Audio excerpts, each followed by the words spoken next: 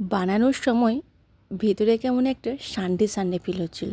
Sunday কিন্তু মোটেও না, আজ হচ্ছে ফ্রাইডে।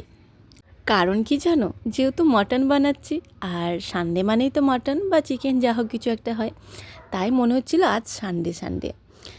বিরিয়ানি আর মাটন বিরিয়ানি আর মাটনের একটু ঝোল আলু ছিল।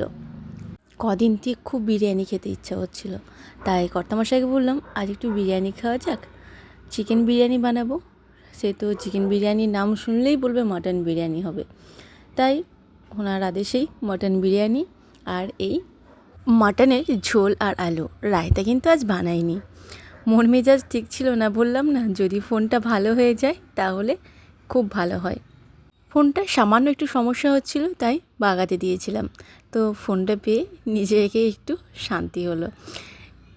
মনে হচ্ছিল আমাকে ছেড়ে কেউ যেন চলে গেছে। কর্তামশাই জিজ্ঞাসা করছে কেমন মনে হচ্ছে এখন ফোনটা নেই তো। আমি উত্তরে দিয়েছিলাম যে মনে হচ্ছে কেউ আমাকে যেন ছেড়ে চলে গেছে, যে আমার সব সময় আমার পাশে থাকতো, আমার মন খারাপ, আমার আনন্দ, আমার ভালো লাগা সব সময়। তাই নিজেকে অনেকটা বেটার ফিল হচ্ছে এখন। তো যাই হোক, সবার খাওয়া দাওয়া হয়ে গেছে। শেষে আমি আর কর্তামশাই, কেননা এই মাংস হলে ওকে ছাড়া খেতে একদম ইচ্ছাই হয় না।